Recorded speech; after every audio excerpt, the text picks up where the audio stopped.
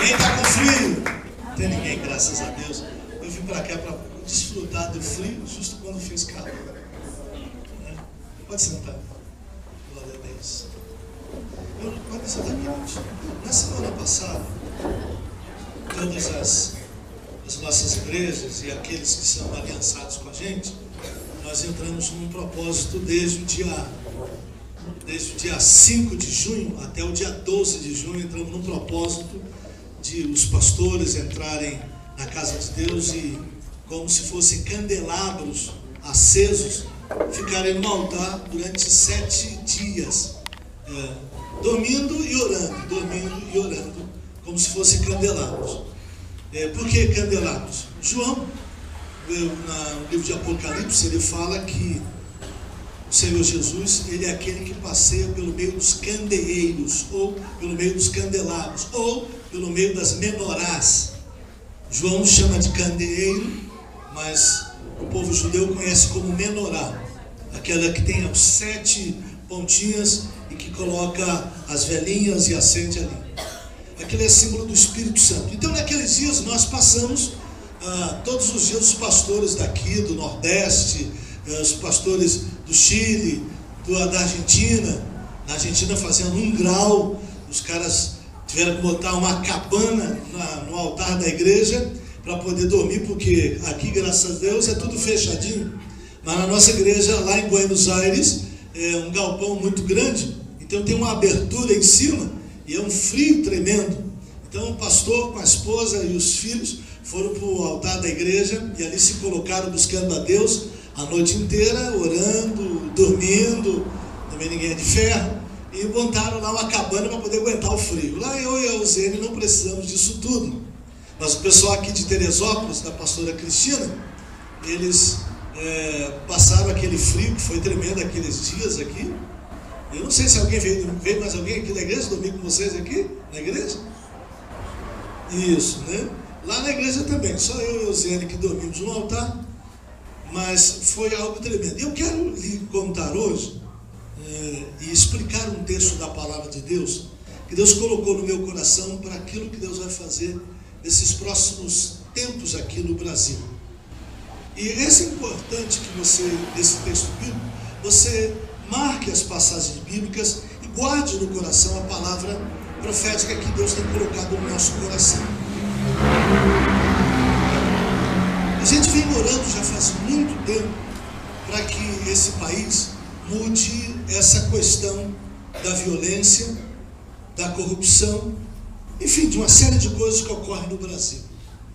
Conversando com o apóstolo Eusênio e observando o que ocorre na TV, você já deve ter reparado que pelo menos algumas coisas como a Coca-Cola, a Volkswagen e a Procter & Gamble, essas empresas que estão fazendo comercial e estão patrocinando as Olimpíadas, uma boa quantidade deles pararam de colocar propaganda promovendo o lesbianismo, a homossexualidade e passaram a promover mais o relacionamento familiar. Se você já reparou, está acontecendo isso. As pessoas estão começando a entender que nós precisamos restaurar a família, que a família é o alicerce, é a célula máter da sociedade, e um país não progride se não tiver famílias saradas e abençoadas. E a gente vem orando já faz tempo por essa nação, por esse assunto da corrupção, e este ano, já faz desde ano passado, vocês acompanham o noticiário e têm visto, coisa que nunca ocorreu nesse país, de um senador da República ser preso por conta de corrupção. Donos de grandes empreiteiras, gente rica, milionária, ficar presa e continuar presa como estão até hoje, o dono da Odebrecht, o dono da OAS, da UTC e alguns outros indivíduos importantíssimos. São mudanças tremendas que estão acontecendo na nossa nação. Falta a mentalidade do povo mudar, onde nós precisamos parar de cometer pequenos delitos e começamos a parar de cometer determinadas coisas feias que nós fazemos nesse Brasil. Ainda na esfera dos municípios e dos estados, ainda se continua muita corrupção em algumas empresas. Mas a coisa está mudando no Brasil. Amém, queridos? Amém. É claro que eu tenho que colocar meus pés no chão, não vou apenas acreditar que só por causa da minha oração que as coisas estão mudando no país. Tem muita gente orando. Eu não posso dizer como Elias, só eu fiquei. Não, existem outros 7.000 que não dobraram os joelhos à idolatria nem à corrupção, mas têm buscado a Deus incessantemente, e Deus está fazendo a sua obra nessa nação. Muitos de vocês aqui já perderam o emprego por conta de várias coisas ruins que acontecem no nosso país, dessas mudanças que estão ocorrendo. Eu vi coisas mais difíceis ainda na nossa nação, mas para aquele que é do povo de Deus, Deus tem reservado um refrigério. E eu vim falar para você hoje sobre esse tipo de coisa. Eu preciso que você acompanhe comigo a leitura da palavra, porque eu vou lendo alguns textos e explicando-os.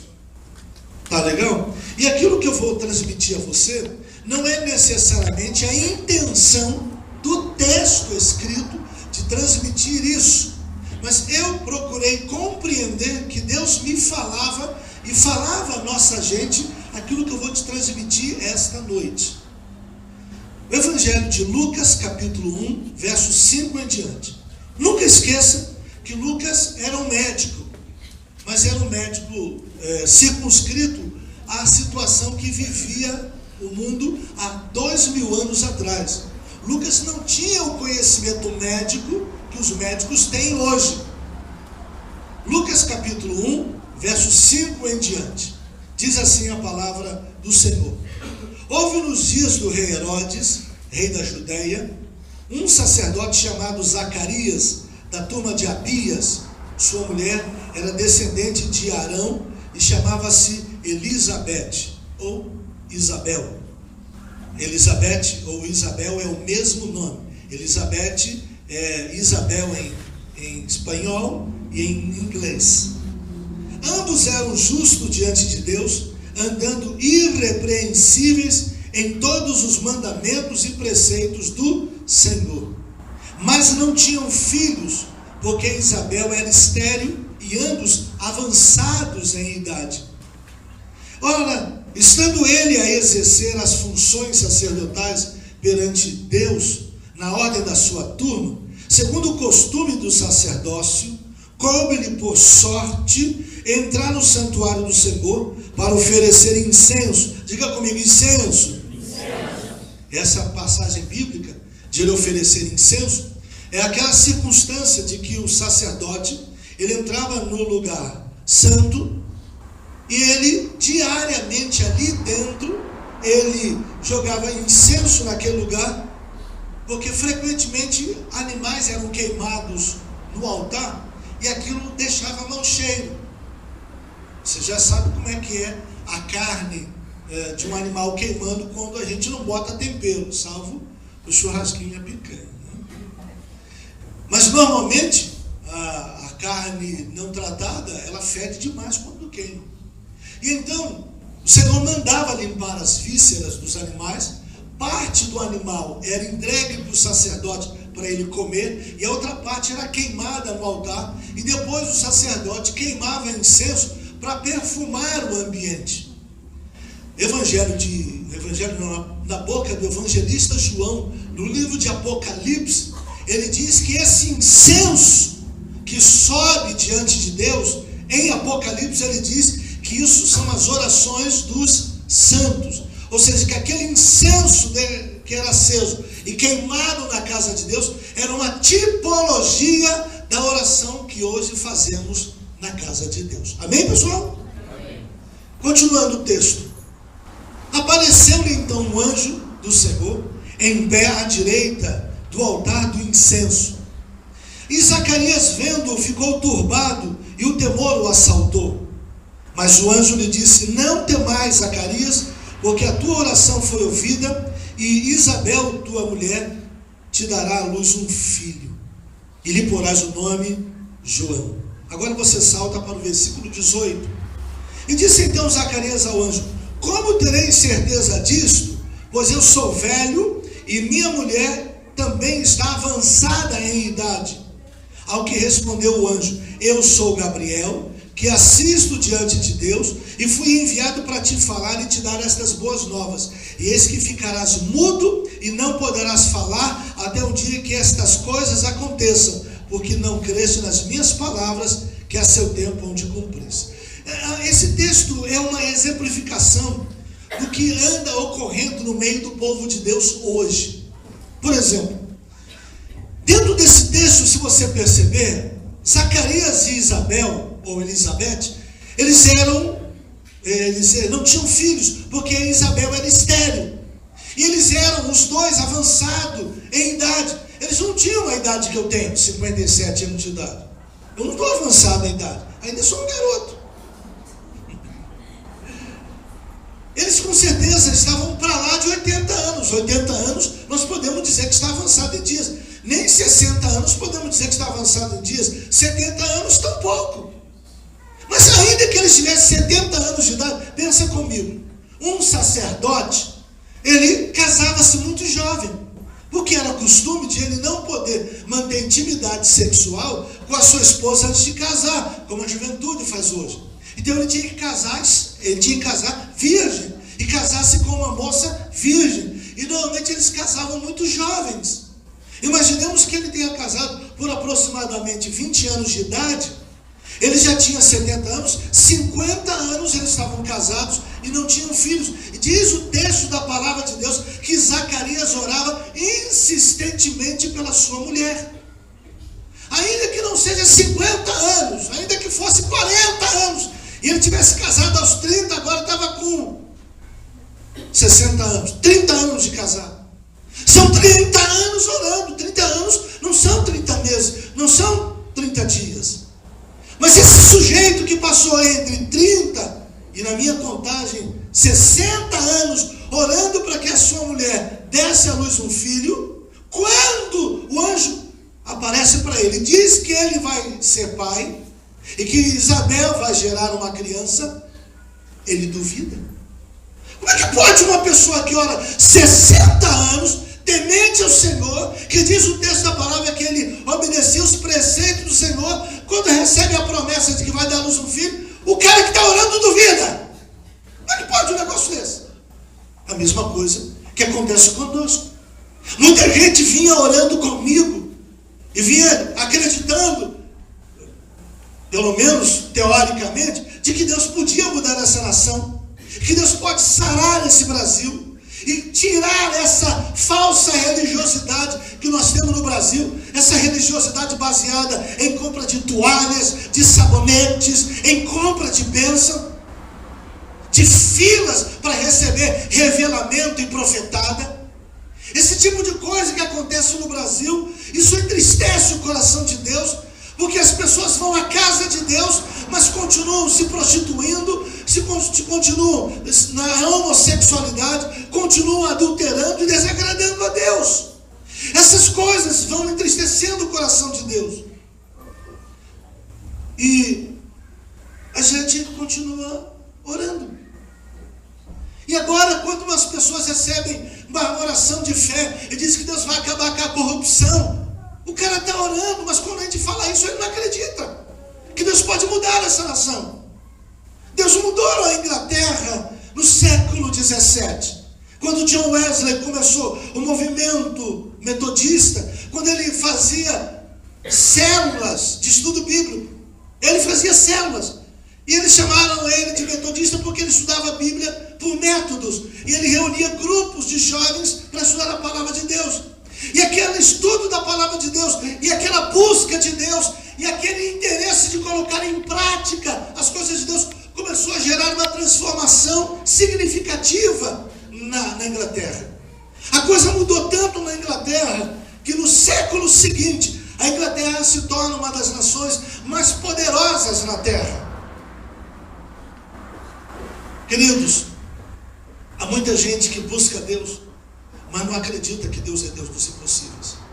Há muita gente que faz campanha na igreja, recebe a oração da fé, sai abençoado para casa, mas sai duvidando de que realmente o que recebeu de promessa de Deus, e a bênção de Deus, e a oração que recebeu, que realmente vai acontecer. São pessoas como Zacarias, ainda que apareça um anjo lhe dizendo que a sua mulher vai dar à luz um filho, como é que vai ser isso? Eis que eu sou avançado na idade. Ele não conhecia as escrituras direito, não é possível. Porque ele conhecia que Deus falou para Abraão. Abraão tinha 99 anos de idade, e Deus disse que ele ia ser pai de uma multidão, e que Sara ia dar à luz um filho, e Deus cumpriu. Isaac orou 20 anos por Rebeca. Ele casou-se aos 40 anos de idade, só foi ser pai aos 60 anos. 20 anos orou pela sua mulher, e Deus atendeu a sua oração. Ana orou insistentemente para ter um filho, e Deus atendeu Ana e lhe deu Samuel. Esse homem tem referências bíblicas para acreditar que Deus é Deus dos impossíveis, mas ele duvida. E essa é a temática aqui do texto. A temática do texto é chamar a atenção entre alguém que busca Deus e duvida do poder de Deus, e alguém que se mantém debaixo da vontade de Deus, como é o caso de Maria. Amém, pessoal? Quem é você? Você é daqueles que anda buscando a Deus, mas na hora que Deus intervém, você duvida? Pois eu acredito que Deus vai mudar esse Brasil, vai transformar essa nação. Nós não voltaremos a ser um celeiro missionário, nós seremos de verdade um celeiro missionário, onde as vidas serão transformadas pelo poder de Deus, onde a retidão será um exemplo a ser seguido no meio do povo de Deus e não uma exceção, onde a santidade será algo buscado como beber água e como matar a sede. Eu creio nisso e tenho orado por isso, e eu espero. Eu não vou precisar de um anjo vir para isso acontecer. Eu sou o anjo e vou começar a gerar isso. Diz o texto da palavra ainda, no capítulo 1, versículo 23. Terminados os dias do seu ministério, voltou para casa, e depois desses dias Isabel, sua mulher, concebeu, e por 5 meses se ocultou, dizendo: assim me fez o Senhor nos dias em que atentou para mim, a fim de acabar com o meu opróbrio diante dos homens. O que será que está acontecendo aqui? Se Isabel e mais um marido buscam a Deus por um milagre, ela agora percebe que está grávida, por que ela esconde a gravidez? Qual é a razão? Você já parou para pensar nisso? Não seria uma boa oportunidade agora para testemunhar? Existem 3 possibilidades. Número 1, ela escondeu porque, quem sabe, das outras vezes ela abortou todos. E agora ela não quer falar, porque quem sabe ela vai falar que é mãe, que vai ser mãe, e de novo vai abortar. Primeira possibilidade. Segunda possibilidade, ela não acredita que o velho é capaz de engravidar. Ainda que seja reta em Deus, ela está na dúvida: será que é criança mesmo? Ou é um saco de vento que está na barriga? Será que essa gravidez é psicológica?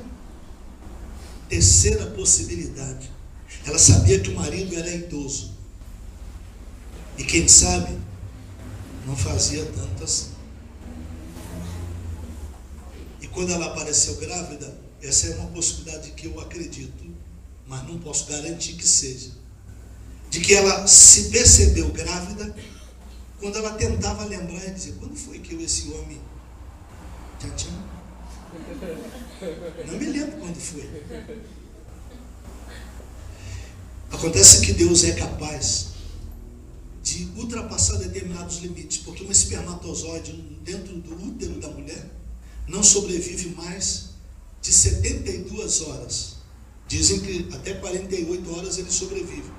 Mais de 72 é impossível ele sobreviver. Mas pode ser que esse homem tenha feito, e o esperma ficou guardado, aguardando que ela produzisse um óvulo saudável. E mesmo sem eles serem frequentes, o esperma ficou guardadinho lá no útero dela, alguns dias mais do que o normal, e ela engravidou, e ela ficou pensando: será que eu estou grávida mesmo? Será que é gravidez? Mas faz 15 dias que eu e o homem... Será? Faz tempo que eu e meu marido? E uma das coisas mais interessantes dentro desse texto é que ela esconde a gravidez, porque ela tem medo de a bênção ser roubada. Há muitos de nós que somos assim. Deus já começa como Elias, mostra para nós só uma nuvem do tamanho da mão de um homem, e ainda temos que esperar que chova para a gente dizer, agora vai chover. Diferente de Elias, que ele orou 7 vezes. Na 7ª vez, quando o menino olhou, ele já viu lá a nuvem do tamanho da mão de um homem. Já foi o suficiente para ele dizer para Acabe: aparelha o carro, desce depressa, porque eu já ouço o ruído de uma grande chuva. Olha, sabe o que eu quero dizer para você aqui? Esse movimento de encarceramento de empresários, esse movimento que está sendo feito pela Operação Lava Jato, esse movimento que eu estou vendo acontecer no Brasil, de igrejas cada vez mais buscando a Deus e tentando tirar de dentro da igreja a idolatria. Que idolatria? A idolatria dos cantores, a idolatria dos pregadores, a idolatria das fotos que os cantores gospel. Cada vez mais que essas coisas não são tiradas, para mim isso já é uma gravidez de Isabel. Eu já começo não a esconder essas coisas, já começo a proclamar que vem aí um menino abençoado. Amém, pessoal? Amém. Então, essa gravidez de Isabel, ela é contestadora, porque no meio da impossibilidade, Deus está fazendo um milagre. E no meio dessa impossibilidade que é o Brasil, Deus vai fazer milagres nessa nação. Eu creio que Deus vai transformar a nossa nação. Você pode estar me ouvindo aqui, vou fazer 57 anos. Talvez você pense que isso vai começar a acontecer só quando eu fizer 90 anos de idade. Mas eu acredito que vai começar esse ano. Amém. Eu acredito que Deus já começou no reino espiritual e Ele vai começar a produzir essas coisas, mesmo que meus olhos não vejam. Ele vai começar a fazer em lugares onde nós não vemos. Sabe por quê? Porque a barriga de Isabel possivelmente pode ser escondida, porque quem sabe Isabel fosse meio gordinha e deu para esconder a gravidez. Porque ela não poderia esconder do marido. Não é possível, o marido é cego, não vai ver a gravidez dela. Não é que a barriga dela está crescendo? Será que ele é cego? É velho, mas não é burro. Possivelmente ela era gordinha e a barriga foi crescendo por debaixo assim. E foi. Irmãos, pode ser que eu e você não estejamos vendo o que está acontecendo, mas eu já estou grávido de uma mudança nessa nação. Está acontecendo aí no Brasil. E logo, logo virá à tona e nós vamos ser. Amém, pessoal? Você crê nisso? Amém? Então diga para o irmão que está do seu lado: eu acredito em milagres. Nesse país, as mudanças ainda não são tão aparentes, mas como uma criança na barriga da mãe, está sendo gerado um novo Brasil. Você crê nisso? Então dê um aplauso forte ao Senhor. Dê glória a Deus.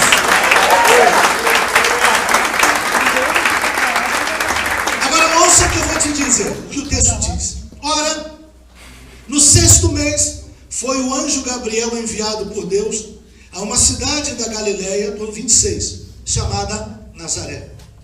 Por que 6º mês? Que é o 6º mês da gravidez de Isabel. Amém, pessoal?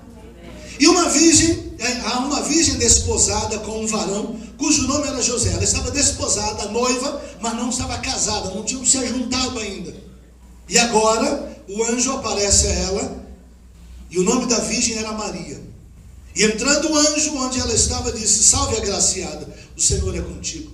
Ela, porém, ao ouvir as palavras, turbou-se muito e se pôs a pensar: que saudação seria essa? Disse-lhe então o anjo: não temas, Maria, pois achaste graça diante de Deus. Eis que conceberás e darás à luz um filho, o qual porás o nome Jesus.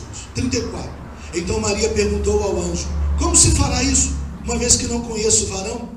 Percebe aqui que o anjo não fala nada que Maria vai ficar muda? Era o que o anjo ia dizer para ela, nunca se ouviu antes, nem nunca se ouviu depois de que uma mulher seja embaraçada, engravidada pelo Espírito Santo. Agora, tu já imaginou a situação de José? Pensa comigo, valeu? E a Maria então chega para o Zé. Filho, ainda não casamos, mas apareceu um anjo para mim. Como é que era esse anjo? Era assim, assim, assim. Tinha nome esse anjo? Gabriel. E o que esse anjo disse? Esse anjo disse que o Espírito Santo ia me cobrir e eu ia ficar grávida. Como é que é? Ei, agora eu estou grávida. Como é que é? Quer dizer que agora que o nome do safado é Gabriel? Porque essa seria a reação a isso. Não, para comigo, Gabriel, não é verdade? Não é essa a reação natural da gente, varão? Que isso, de ser casado com essa moça? Tu já imaginou se ela te diz que está grávida e você é vasecotomizado, não pode engravidar, e a mulher parece que não está grávida? E quem foi? A obra foi feita por quem? Pela visita de um anjo que disse que o Espírito Santo ia engravidar. A gente conhece uns anjos chamados Ricardão, Marcelão, Carlão. Não sei por que esses caras que a gente estava falando uma aula ontem, né? Por que esses caras tudo tem nome de Ricardão, Carlão, Zezão, Machadão. Gabriel não dá para colocar Gabrielão. Mas o Zé acreditou. Meu irmão, isso é uma raridade. Isso é uma coisa fenomenal. Por qual razão que esse homem acredita na Maria? Ouça as mulheres que eu quero te dizer. Esse é o grande problema, porque Jesus não está sendo mais gerado dentro de algumas casas. Porque o marido tem dúvida se as suas Marias são mulheres retas. Sabe por quê? Porque nós temos uma grande quantidade de mulheres que, como Zacarias, está pedindo a Deus para transformar a vida do homem, mas tem a boca desse tamanho, a língua não cabe dentro do caixão de que morrer. Porque não se tornou bênção do seu marido. É uma mulher falastrona, é uma mulher amaldiçoadora do seu lar. Ela vive contando para todo mundo na igreja, não é nessa igreja não, é lá na minha igreja que tem. Vive contando para todo mundo da igreja o tanto que o marido dela não vale nada. Todo mundo na igreja sabe que o marido dela não vale nada. Não é aqui não, é lá na igreja de Caxias. Ela não se tornou uma mulher santa. Olha, quando o anjo chama ela de agraciada e o marido dela aceita o fato, ele faz por várias razões. Número 1, porque ele não queria que ela fosse apedrejada. Ele correu o risco de aceitar a história simplesmente porque ele teve compaixão da mulher dele, porque ele sabia, diz o texto mais adiante, que ele aceita o fato para não difamar Maria, porque ela seria certamente apedrejada, gente, com gravidez e tudo, mas ele fica quieto. Não é só porque ele acredita, é porque ele tem um coração disposto a abençoar alguém. E quando tem gente na família com um coração disposto, ainda que passar dificuldades para abençoar e proteger alguém, Deus intervém. Pessoas como Maria, que acredita que Deus é capaz de fazer coisas como essa. Ela podia ter saído desse anjo, ficou doida. Eu nunca ouvi nessa história de uma mulher engravidar do Espírito Santo. Nunca ouvi antes, nunca ouvi depois. Porque se houvesse depois ou se houvesse antes, o marido tinha passado cerol nelas. Mas o que eu quero te dizer é que esse é o ambiente de fé que Deus está gerando na casa de Maria e naquela família. É um ambiente de fé que nós precisamos ter no Brasil. Eu estou te desafiando a termos um ambiente de fé nessa nação, nessa cidade, nesses lugares, crendo que Deus vai mudar a nossa estrutura, vai mudar a nossa nação, Deus vai começar a mudar a nossa mentalidade. Porque eu creio num Deus de milagre, num Deus que faz com que o homossexual passe a ser heterossexual para agradar a Deus. Da moça que era prostituta, ela passe a andar em retidão e se casa retamente para agradar a Deus. Um homem que veio prostituto, envolvido com todo tipo de mulher, mas um homem que paga o preço e anda em retidão porque encontrou Jesus. Eu creio no evangelho que muda a vida das pessoas e leva-as à santidade para agradar a Deus. Eu acredito num Deus e nas pessoas que entregam a vida a esse Deus que diz: eu não era virgem, mas aqui para frente eu sou virgem, eu vou casar como se fosse 0 quilômetro. Vou começar agora no meu casamento, no meu casamento, no meu namoro, no meu noivado, no meu relacionamento. Nós vamos parar com esse negócio e só vamos voltar à atividade sexual quando nos casarmos. Eu creio nisso, que quando Deus entra no coração, as pessoas mudam. Porque Deus é um Deus de milagres. Porque essas mudanças só acontecem quando milagres acontecem dentro do coração de uma pessoa. Amém, pessoal? E aqui nós vemos Maria sendo impactada por esse milagre. E aí, meu filho, olha que coisa tremenda. 39, acompanha comigo. Naqueles dias levantou-se Maria, foi apressadamente à região montanhosa, a uma cidade de Judá. Entrou em casa de Zacarias e saudou a Isabel. Ao ouvir Isabel a saudação de Maria, saudou a criancinha no seu ventre, e Isabel ficou cheia do Espírito Santo e exclamou em alta voz: bendita és tu entre as mulheres, e bendito é o fruto do vosso ventre. E aí ela começou a profetizar. Depois, no verso 46, Maria que começa a profetizar. Percebe que, olha que coisa interessante. Lucas não sabia disso, ele era médico há 12 mil anos atrás. Ele não sabia que uma criança no ventre da mãe, aos 6 meses, o feto começa a ouvir. Aos 6 meses. Esse texto relata que quando Isabel ouviu a voz de Maria, a criancinha saltou. Hoje nós sabemos que a criancinha saltou porque ela ouviu a voz de Maria. Quando a voz de uma abençoada chega, a criança se move. Aleluia. E profecias se manifestam naquele momento, naquele ambiente de milagre, porque Deus tinha falado para Maria, que Maria ia visitar Isabel, e o anjo diz a Maria: vá à casa de Isabel, porque ela é grávida, está grávida, porque para Deus nada é impossível. O que é esse ambiente? Então eu trouxe isso, Satiro, para a nossa realidade de hoje. Ora, nós estamos em que mês desse ano? Esse é o mês 6. Vamos lá, eu vou explicar para você daqui o que anda acontecendo, a meu ver, espiritualmente. Obviamente, quando eu estou falando só você, é a meu ver, e de mais alguns colegas que acreditam nisso que nós estamos pregando. Eu acredito que eu sou profeta de Deus. Amém. Mas eu não posso obrigar você a acreditar nisso. Então, por isso que eu vim te desafiar a ouvir a palavra, mastigá-la, levar para casa, e se quiser crer e andar com a gente, nós vamos andar numa unidade. E como aconteceu lá na Torre de Babel, quando todo mundo tinha um só coração para construir a Torre de Babel, Deus disse: agora é um só coração essa gente toda, agora nada lhes é impossível. Pois bem, no ano passado, talvez você não entenda muito o que eu vou te dizer, mas guarda as informações. No ano passado, eu, quando vim aqui, falei muito sobre Shemitah. Quem lembra que me ouviu falar muito sobre Shemitah? O que é o Shemitah? O Shemitah é quando no 7º ano a nação de Israel para de plantar para descansar a terra. A cada 7 anos, ou seja, a cada 6 anos, no 7º ano Israel para de plantar para descansar. Israel não vinha fazendo isso. Pela primeira vez, desde setembro de 2014 até setembro de 2015, Israel guardou o Shemitah e a terra descansou. E a propósito, foi o 7º Shemitah, quando completou-se 49 anos. E logo em seguida vem o 50º ano, que se chama Ano do Jubileu. E começou em setembro do ano passado e vai terminar dia 4 de outubro deste ano, o Ano do Jubileu, quando Israel também não pode plantar. E a nação de Israel não está plantando, porque ela está acreditando que tem que obedecer à voz do Senhor.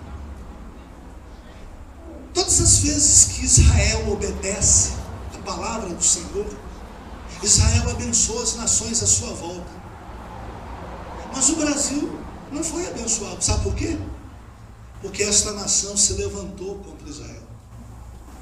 Quando Israel estava sendo atacado pelo Hamas, Muita gente não acompanha o noticiário, não sabe disso que eu estou falando. O Hamas é um grupo que se levanta contra o povo de Israel, faz parte dos palestinos. Os palestinos não são outras pessoas senão o que na nossa Bíblia está chamado filisteus, porque a palavra filisteus é formada pelas mesmas letras hebraicas, e se chama filisteu porque o P em hebraico também é PH, um som de F, como Philip em inglês, PH. E traduzimos na nossa Bíblia filisteus, mas na verdade são palestinos. Pois bem, os palestinos, através do Hamas, e o Hamas, alguns anos atrás, mandava algumas bombas para Israel. Sabe o que o Hamas fazia? O Hamas fazia como faz os traficantes. Eles se escondem no meio da favela, porque é mais difícil a polícia prendê-los dentro da favela, porque ele tem uma população, e o policial não pode entrar dando tiro, porque quando dá tiro na favela, bala perdida, mata alguém, você sabe dos cassel que fazem. Então o que fez o Hamas? Colocou os lança-mísseis do lado de escolas públicas na Palestina e lançava os mísseis contra Israel. E Israel mandava os seus antimísseis para arrebentá-los no ar e mandava de volta um míssil para eles. Mas o que Israel fazia? Como faziam os Estados Unidos, como é a regra de guerra, sobrevoava as regiões e jogava bilhetes em hebraico, em aramaico e na língua deles, dos palestinos, avisando que eles tinham que sair daquele lugar, porque Israel ia soltar bomba naquele lugar. Mas o Hamas proibia de algumas pessoas saírem da escola, porque tinha que esconder os canhões ali, porque eles estavam usando sua própria população de escudo contra Israel. E esse governo que saiu se levantou contra Israel. Além de se levantar contra Israel, quando foi nomeado um embaixador, recusou a receber o embaixador de Israel. E mais uma série de outras coisas que essa nação fez, apoiando gente que é inimiga de Israel, como os iranianos. E vai por aí afora. Então essa nação está sofrendo a consequência contrária do que está no Salmo 126, que no Salmo diz: orai pela paz em Jerusalém, prosperarão aqueles que te amam. Então se não ama e não ora, não vai prosperar. Então esse governo tinha que ser tirado por causa disso. Aí você vai pensar: apóstolo, o que tem a ver com 6 meses? Já você vai lá. Então, ano passado, lá pelo dia 15 de setembro, começou esse ano de jubileu. Vai terminar dia 4 de outubro. Agora, o que tem a ver os 6 meses? Nós estamos no 6º mês da nossa nação. Daqui a 3 meses, termina o ano em Israel e acaba o ano de jubileu. Pois, acredite, quando começa a festa das trombetas, eles rompem o ano, é um novo ano em Israel. Vai ser um novo tempo para nós, porque aquilo que é bom para Israel vai se tornar bom para nós que somos povo de Deus. E esse é o 6º mês. E você veja bem comigo, no 6º mês é que eu estou tirando isso para nós aplicarmos para nós. O texto não está dizendo para eu fazer isso, mas profeticamente eu estou pegando o texto bíblico e acreditando no seguinte: nós estamos no 6º mês da nossa nação. E no 6º mês, no ventre da mãe, o que é que a criança começa a fazer? Então, vamos acreditar que o Brasil está pronto para ouvir as palavras proféticas. Que vamos começar a declarar palavras para curar essa nação. A corrupção vai acabar no nome de Jesus. Essa violência, essa quantidade de estupros ou estrupos, como você queira falar, contra mulheres, vai acabar. Ah, meu Deus, isso é muito difícil acabar, apóstolo. Isso não acaba nunca. Isso pode acabar. Nós somos uma nação enorme, mais de 200 milhões de habitantes. Mas o nosso Deus é um Deus de milagres. Ele pode fazer qualquer coisa quando nós cremos nele. Então Deus pode curar nossa economia, Deus pode curar nossa podridão religiosa, Deus pode curar nossa podridão moral, Deus pode mudar a nação de ponta a ponta. Então hoje é um ambiente, domingo passado vocês profetizaram algumas coisas. E hoje eu quero te desafiar a lançar profecias para a sua vida. Então o que você vai fazer hoje aqui? Se você trouxe caneta, ixi, rapaz, está tudo demais da conta. Precisa mesmo botar gel aqui? Hoje você vai fazer o seguinte: se você trouxe caneta, você vai escrever uma palavra profética poderosa para a sua casa e para a sua cidade. Para a sua casa e para a sua cidade. Por exemplo, você está solteiro ainda, não está? Ou já está casado? Está solteiro? Namorando? Isso não é solteiro? Você não está. A menos que você já esteja tchan-tchan, né, garota? Aí está namorando e não é solteiro. Veja bem o que eu quero dizer. Uma profecia que ele pode lançar. Está querendo casar com essa garota? Está como eu quando conheci ela. Eu era doido para jantá-la. Ela está com 50 e poucos aninhos. Vai fazer 55. Continua tão linda. Mais linda do que quando eu conheci. Quando eu conheci ela, eu era louco. Eu vou jantar essa garota. Mas eu era crente. Então eu esperei 4 anos. Trabalhei que nem um condenado para construir minha casa, para poder me casar e poder desfrutar de toda a beleza dela. E desfruto dessa beleza já vai para 35 anos. Faz tempo. Pois bem, o que eu quero dizer para você é que você pode profetizar. Por exemplo, como minha filha profetizou em 2013. Em janeiro de 2013 minha filha falou: eu vou casar esse ano. Ela não tinha nem namorado. Nem namorado tinha. E profetizou que ia casar em 2013. Desse ano não passa. Esse ano eu caso. E casou em 2013. Você pode profetizar e dizer: eu vou casar com essa garota linda. Profetiza que vai casar com essa garota. Não profetiza, vai pegar ela. Você vai casar com ela. Ainda em 2016 ou 2017, como você quiser profetizar. Amém, pessoal? Pelo amor de Deus, não profetiza que você vai botar azulejo na cozinha. Você deixaria, mulher? Não profetiza que você vai ganhar a máquina tão sonhada, a máquina de lavar. Profetiza algo maior, só. Amém? Profetiza algo maior. O que pode ser algo maior? Sei lá o que você quer, só. Eu, por exemplo, a minha profecia é que Deus, eu estava falando com ela no carro, eu acredito que Deus vai levantar um empresário, Deus vai levantar uma pessoa, Deus vai levantar uma mulher, um homem, alguém que vai me abençoar e vai dizer: apóstolo, Deus mandou eu lhe dar esta casa para o senhor desfrutar na sua aposentadoria. Sei lá, uma casa em Petrópolis, uma casa em Teresópolis. Deixa Deus te usar, irmão. O que eu quero dizer para você é que hoje é um ambiente, esse mês é um ambiente profético. É o 6º mês. E como Maria, como Isabel, nós vamos profetizar. Eu já estou profetizando que o Brasil vai acabar a corrupção. Vai acabar. Porque já começou. Amém, pessoal? Eu acredito que meu Deus é poderoso para transformar essa nação. E nós nos tornaremos o maior celeiro missionário. Ouça o que eu vou profetizar para você nesta noite. Vem um avivamento de grandes proporções nesse Brasil. Vai varrer essa nação inteira. Mas não é um avivamento de culto. Não é um avivamento de dar cambalhota na frente das caixas de som. Não é um avivamento de repleplé. É um avivamento de santidade. Vem um avivamento que vai mudar a cara do povo de Deus nesse Brasil. Amém, pessoal? Amém. Tivemos um avivamento lá em Minas Gerais. David Killa, Antônio Cirilo, Ana Paula Valadão, uma grande quantidade de gente.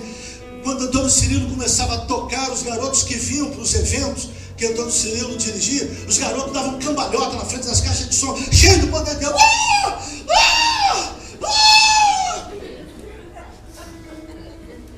Era algo tremendo. Eu passei por isso, eu vi o que acontecia na minha igreja. Meus garotos iam para BH. Eu, Antônio Cirilo está ali, minha garotada ia. O David Killa está lá, minha moçada ia, até eu ia. Mas isso não mudou as pessoas. Porque era um movimento de festa. Era um movimento de carne. Não era um movimento espiritual. Não estou condenando o David Killa, Antônio Cirilo. Eles tentaram ser usados por Deus, foram usados por Deus, mas a população brasileira gosta de idolatrar. homens e mulheres. E Deus está tirando os ídolos, Deus está tirando os títulos, Deus está começando a usar gente simples. Para transformar essa nação, é preciso que as pessoas parem de idolatrar homens e glorifiquem e exaltem o único e verdadeiro Deus, Jesus Senhor. E elas começam a dizer: eu vou mudar a minha vida, eu vou consertar meu casamento. Gente, Deus já está ouvindo as orações de homens como Silas, como Marcos Feliciano, como eu, como vocês, que estamos orando para que Deus restaure a família no Brasil. Deus está restaurando a família no Brasil. Até as empresas que faziam propagandas indevidas começaram a mudar, estão fazendo propagandas que restauram o relacionamento familiar, mãe, filha, pai, filho, e assim vai. Amém, pessoal? Amém. Quero que você levante a mão e repita comigo: Deus mandará sobre o Brasil. Deus mandará sobre o Brasil.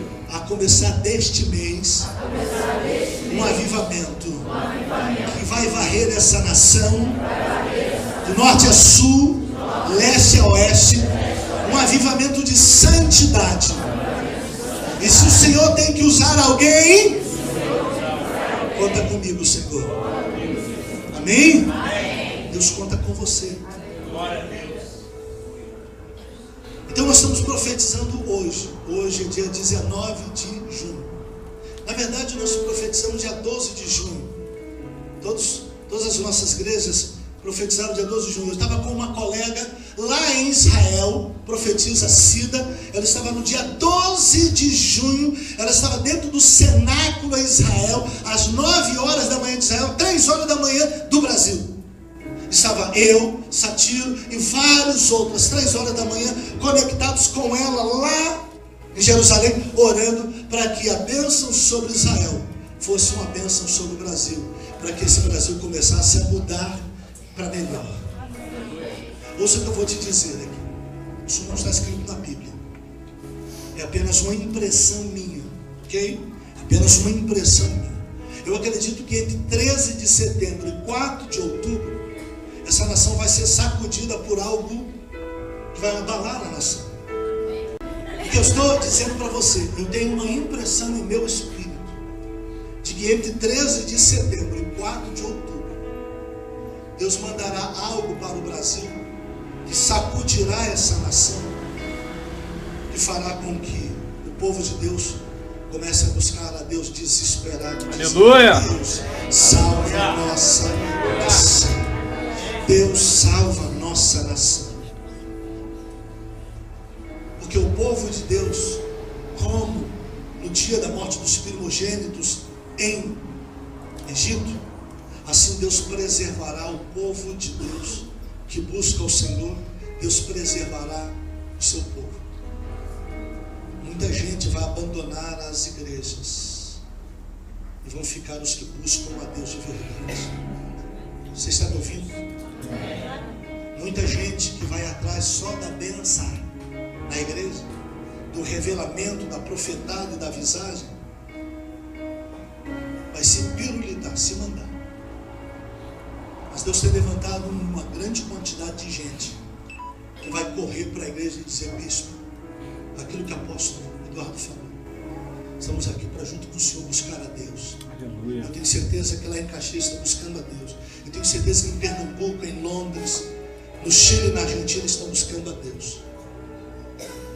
E esse movimento, esse fato vai gerar uma mudança tão grande nessa nação a partir do povo de Deus. Amém, pessoal? Amém. É claro, você deve estar pensando só em coisa boa. Eu não sei, mas eu sei que algo vai acontecer. Amém, pessoal? Amém. Segura na mão do irmão que está do seu lado, como vou segurar na mão da minha esposa aqui. Vai lá, segura na mão do marido. Diga para a pessoa: eu até tenho dúvida dessas coisas, mas se Deus fizer, eu estou dentro. Quero te convidar a estar comigo nessa missão. Nós vamos buscar a Deus como nunca fizemos em nossa vida. E é desse movimento que Deus vai gerar um avivamento na nação. Um avivamento onde as pessoas vão buscar a Deus, as pessoas vão não vão simplesmente tremer na igreja. As pessoas não vão simplesmente começar com replay. Como o movimento que a gente vê aí, vocês veem pela internet, essa papagaiada que você vê. Vocês vão ver as pessoas prostradas no altar chorando: Deus salva a nossa nação. Amém. Deus cura a nossa nação. Aleluia. Gente chorando e dizendo: Deus me limpa, Senhor. Deus me perdoa, Senhor. Deus me transforma. Deus, eu entrego a minha vida, o Senhor, de novo no teu altar. Por favor, Senhor. Eu creio em milagres. Amém. Amém, pessoal? No 6º mês profetizamos. Amém? Você vai escrever aí o que é profético para você e o que é profético para essa cidade de Petrópolis. Já escreveu? Enquanto eu estou falando, você vai escrever. Enquanto eu bebo a água,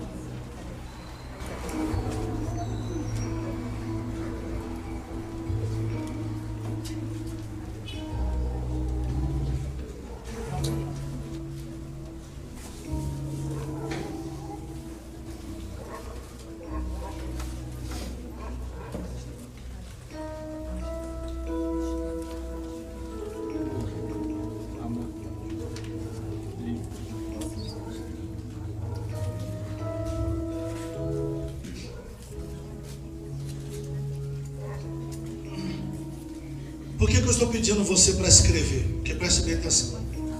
Nesta quarta-feira, eu e o pastor Celso, lá da igreja sede, tem um monte que a gente vai aqui no Pilar, lá em Caxias, um monte lá, que a gente vai levar todos esses pedidos e lançar lá no monte, na mão do Senhor. E então você vai escrever, vai preparar e vai, se você quiser, faz até uma cópia para você guardar. Por que você vai fazer uma cópia? Porque você vai vigiar se a palavra profética vai se cumprir e quando começará a se cumprir.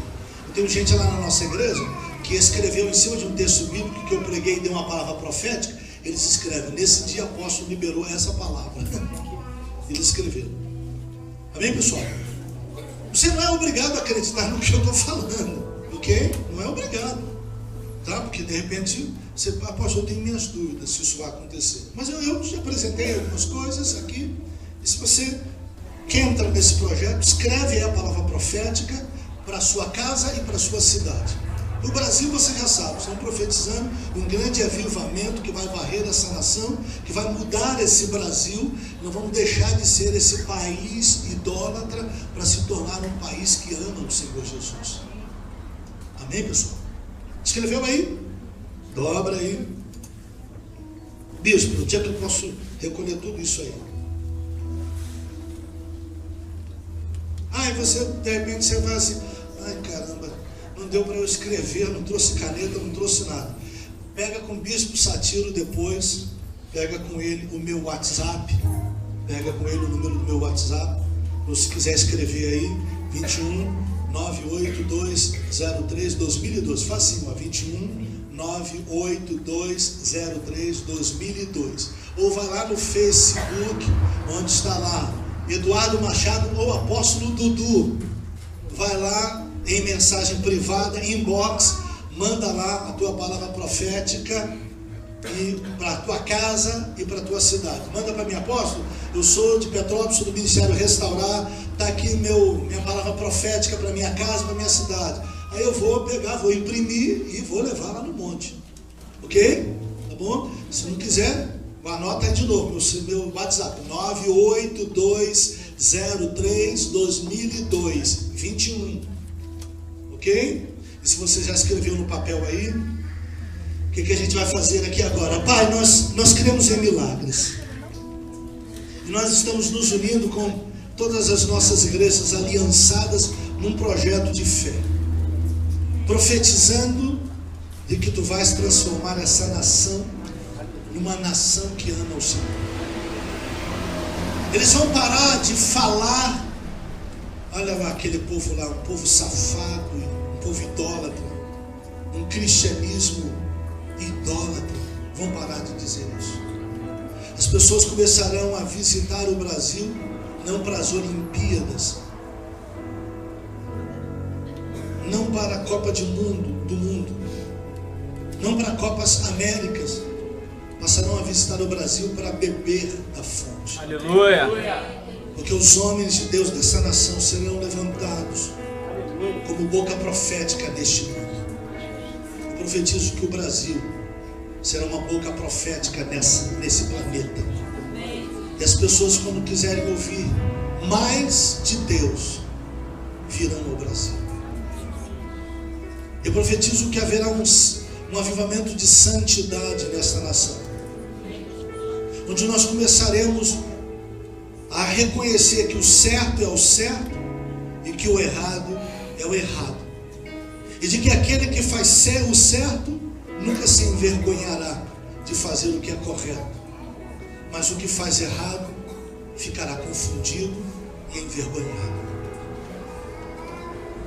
Eu acredito que o Senhor vai curar as finanças dessa nação, e o povo brasileiro vai parar de ser aquele que gasta simplesmente em restaurantes, em tudo quanto é lugar, mas não gasta na obra do Senhor para expandir a tua palavra.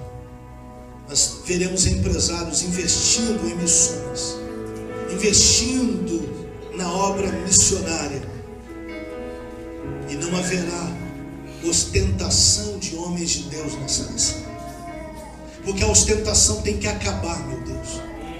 Os homens de Deus não podem ser reconhecidos pela Ferrari, pelo Porsche que tem, não podem ser reconhecidos pela mansão de 7 quartos que eles têm. Os homens de Deus têm que ser conhecidos por uma vida simples, não pobre, mas uma vida simples e saudável. Ó Deus, obrigado, Senhor, obrigado, Senhor, obrigado. Eu profetizo, ó Deus, nesta igreja e nesta cidade, que Deus levantará essa igreja, Deus levantará outras igrejas nessa cidade, cujos homens de Deus nesses lugares serão instrumentos para transformar a cidade de Petrópolis, no nome de Jesus. Haja avivamento espiritual verdadeiro em Petrópolis. Eu profetizo nesse 6º mês sobre esta cidade. Amém? Amém. Você escreveu aí? Então vem cá, meu irmão. Começa aqui, começando dos rapazes, vamos lá, os homens. Coloca aqui sua palavra profética de fé. Escreve aqui. O máximo que pode acontecer do que você escreveu é acontecer nada. E o pior que pode acontecer é tudo que você profetizou. Ok? Então você não tem nada a perder.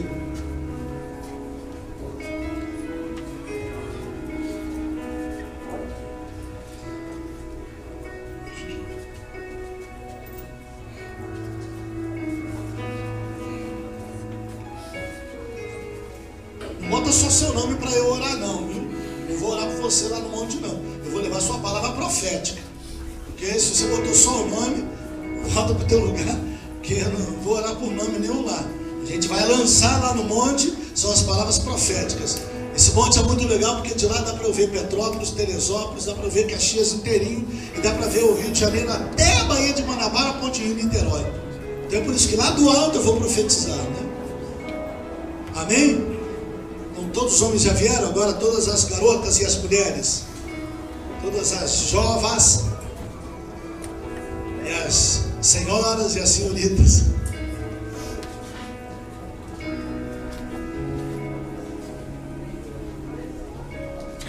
Você viu que hoje eu vim aqui, não estou pedindo um tostão a você, não estou pedindo um tostão de dinheiro a você, estou pedindo a sua fé. Só isso.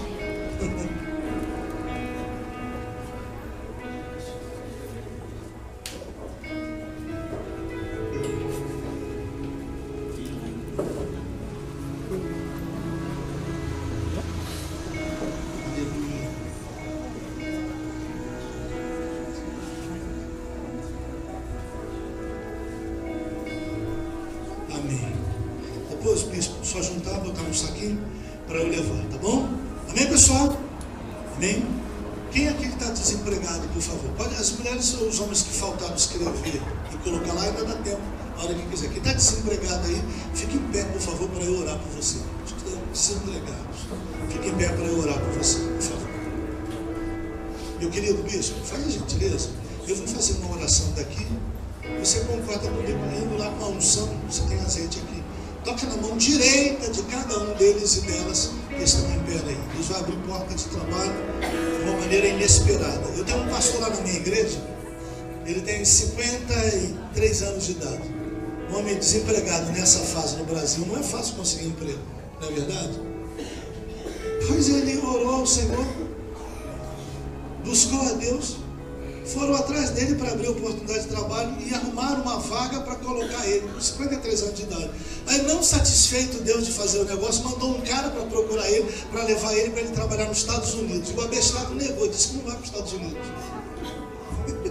Olha a que ponto que ele chegou. Foi tão abençoado que pôde dizer: para os Estados Unidos não vou, não quero ir, eu quero trabalhar no Brasil.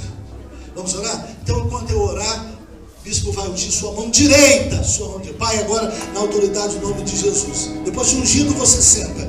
Pai, no nome de Jesus, eu libero uma palavra de bênção para esses moços, para essas moças, para esses jovens, para essas moças, para esses homens, essas senhoras. Abre, Senhor, as janelas dos céus.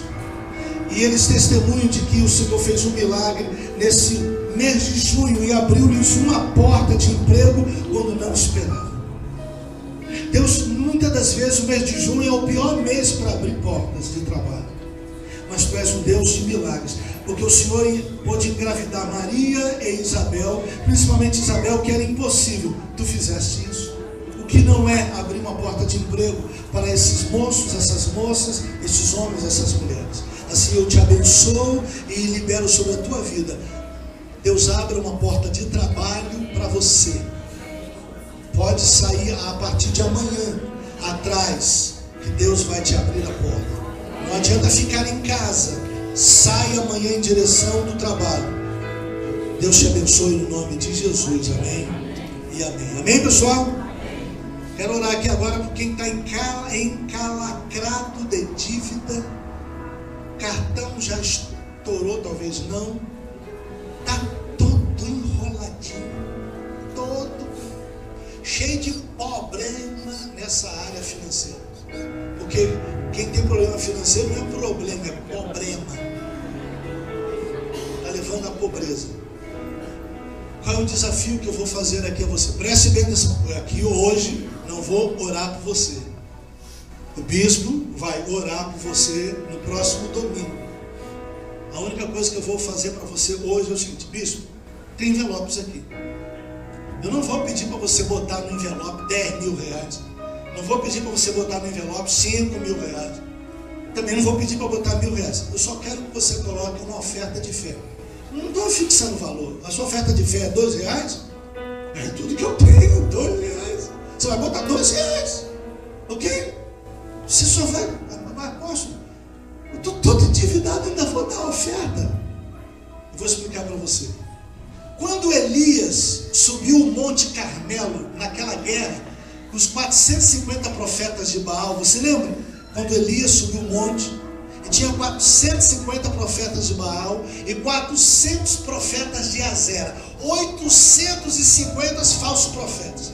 Eles ficaram desde as 6 horas da manhã, até 3 horas da tarde, pedindo para o Deus deles responder, e não houve resposta. Elias, às 3 da tarde, pediu que jogassem água sobre o altar, 150 litros de água, 50, depois 50, depois mais 50. O que mais faltava em Israel naquele dia, porque naquele dia durante 3 anos e meio não chovia em Israel. E o que Elias coloca no altar de Deus, para que o fogo de Deus desça, foi água. 150, e eles estavam lá, mais ou menos, eu vou colocar pouquinho, 300 metros acima do nível do mar, porque o Monte Carmelo são 700 metros acima do nível do mar. Vou botar na metade. Os garotos estavam lá em cima, porque com toda certeza eles levaram água para beber lá em cima. Porque tinha 850 profetas, mais o rei, mais o profeta, e mais uma montoeira de gente. Então imaginando que tivesse umas 1000 pessoas lá no Monte Carmelo. Para aquilo lá tinha que levar água para beber. Eles não iam ficar lá 12 horas sem beber água, não é verdade? Então levaram alguma água. Ou eles pegaram as águas de todo mundo que ali estava e juntou as águas para jogar ali e ficaram sem água para beber, deram da água de beber para jogar ali. Ou, como eu imagino, os cabras desceram, foram lá, pegaram água, trouxeram. e jogaram no monte. Aí Elias disse: faz de novo. Aí eles desceram, foram lá, pegaram a água, voltaram e jogaram. Aí Elias disse: faz terceira vez. E os garotos desceram. Ou isso, ou reuniram toda a água que ali estava e jogaram ali em cima. Por isso que a Bíblia diz: dai e ser-vos-á dado. O que eu estou te falando, eu não estou fazendo aqui desafio de Agenor Duque, não estou fazendo desafio de essas igrejas aí, você tem que dar R$500 para você receber a bênção. Não estou falando disso, ok? Eu estou falando para você, domingo que vem você vai vir com uma oferta do seu coração.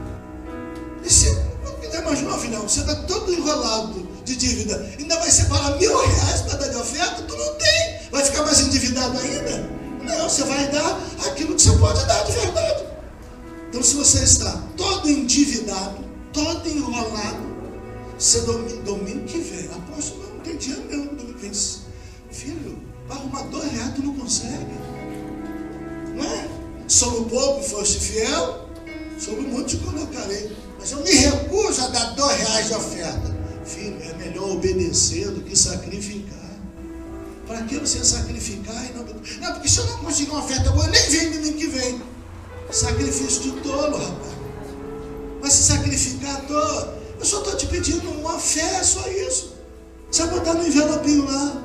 Mas se você tiver R$1.000, dá R$1.000, claro, a gente não vai ficar triste, não. Se você tiver lá guardado lá R$10.000, quer dar os R$10.000, vou ficar chateado. Você está dando de oferta na casa de Deus. Amém? Mas você vai dar o que você crê. Amém? Você vai trazer domingo que vem. Eu já vou orar por você agora. Está todo enrolado financeiramente. Meu nome já sujou. Ou já está mais do que sujo. Eu sujou no mercado, sujou na linha, sujou. Está todo enrolado. O bichinho está todo sujo. Já estourou o cartão de crédito. Já está parcelado o cartão de crédito. Pagando o mínimo. Para de pagar. É melhor.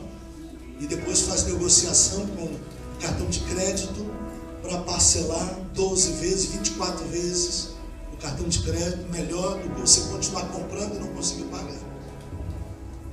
Vamos orar? Igreja toda a igreja, curva a sua cabeça e feche os teus olhos. Toda a igreja. E você que está assim, todo endividadozinho, você vai apenas colocar a mão no seu coração, aí onde você está.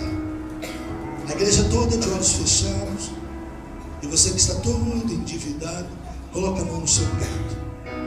Pai, agora tu vês esse filho, esta filha, que no meio dessa multidão, coloca a mão no peito dizendo: Deus, eu não sei como pagar minhas contas.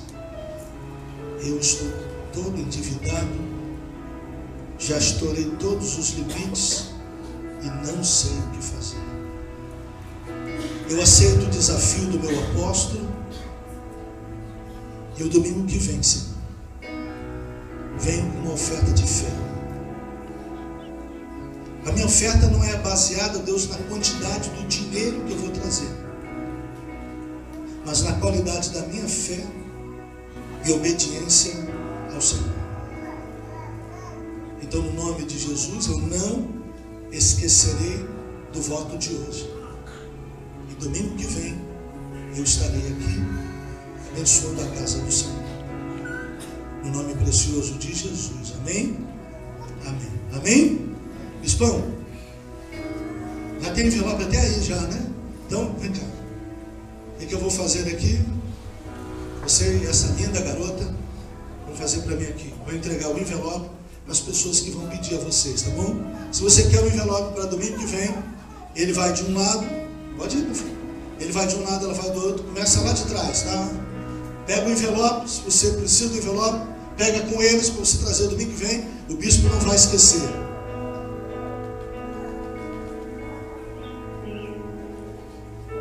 Ah, o bispo vai mandar uma porcentagem dessa oferta lá para o senhor? Claro que não, rapaz.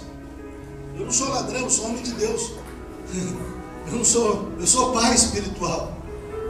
Eu não sou sujeito que vim pegar coisa dos meus filhos, não. A Bíblia diz que os pais têm tesouro para os filhos. Amém?